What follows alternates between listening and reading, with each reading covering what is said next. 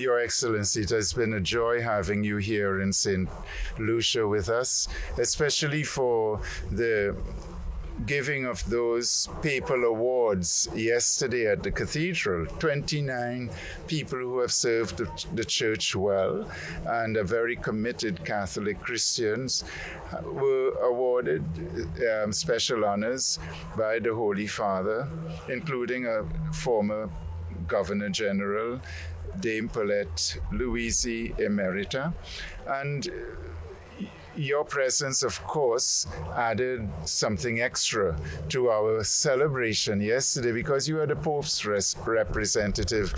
Could you share with us a little bit your own experience of what took place yesterday and how you envisage, because you were part of helping to get the Archdiocese these awards and to be here to actually give them out.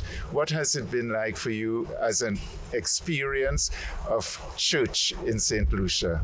The first thing I have to mention is that it has been my great pleasure to be here with you to celebrate the Immaculate Conception, which is a major solemnity for us, and I'm sure also for this Archdiocese. She is a patroness of the cathedral. I also would like to mention that as the representative of the Pope, it is with pleasure that I have come also to bring the blessing and the warm affection of His Holiness Pope Francis to your Lordship, to your grace, and to the entire clergy and the faithful, and actually the citizenry of St. Lucia, together with the government and the people of St. Lucia, bring the greetings and the blessings of Pope Francis. The awards of yesterday, the awards in the Catholic Church, expression of gratitude and recognition that comes from the Church for the dedication and the service the people have given to the Church and to the mission of the Church in a particular place. And it is with pleasure that I have been able to represent the Pope in handing out these awards to the beneficiaries. I want to mention that in my years in the service of the Holy See, it is the first time I was able to deal with such number of requests at a time. And I was marveling at the generosity of your grace in asking for so many awards for your faithful at one time. We even were afraid that we would not be able to obtain all of them. And so we were very happy, very glad when we received the whole package. And we also accepted willingly to be here in spite of the difficulties in the journey to come to be with you.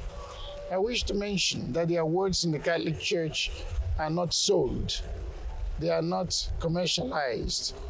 They are signs of gratitude of the Church of the Holy Father.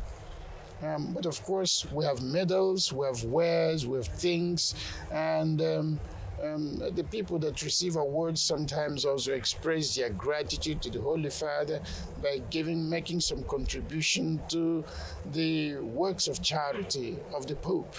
And so I was glad to note that you also reminded the people that received the awards that it would be a good thing also for them to share in the mission of the Holy Father by sending whatever little contribution they could to His Holiness.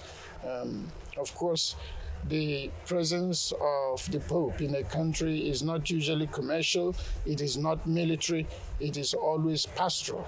It is always aimed at the protection and the support of human dignity, the good of the human person as a whole, and then the spread of the gospel. So yesterday, was a special occasion for us. And it has been my great pleasure to be with you, and I'm expressing my gratitude and also the gratitude of my deputy, Father Luciano Labanca, who accompanied me, who has been here with me for this visit. Thank you very much. Wonderful, wonderful. And so we are grateful to all those who serve in the church and give of their time and talent and treasure so generously to the building up of the church here in St. Lucia. Yesterday was also a very special time for people who are what we'll call little people in the church. You know, they're not people with doctorates and people with in high profile positions in society or even in the church, and yet they were presented by their parishes for awards because of their humility, their love for the church, their commitment to the church, and their service. So we are grateful, we are thankful, and as Archbishop, I would like to say thank you to the church again and to all of you who serve in the church. And I hope that we will continue to give of our best always. Your Grace, you have been thanking your collaborators. I was not able to come at the end of June when you did your own Thanksgiving. And I would have loved to be here, but the COVID protocols did not permit me to come. Since I'm here, I've been taking the opportunity to say to you, on behalf of His Holiness Pope Francis, thank you for your service in this country as Archbishop of Castries. Thank you for all you have done, not even before coming here, the places you served here in the Caribbean. Thank you. Thank you for your resilience. Thank you for your patience. Thank you for your sacrifice. And thank you for all you have done.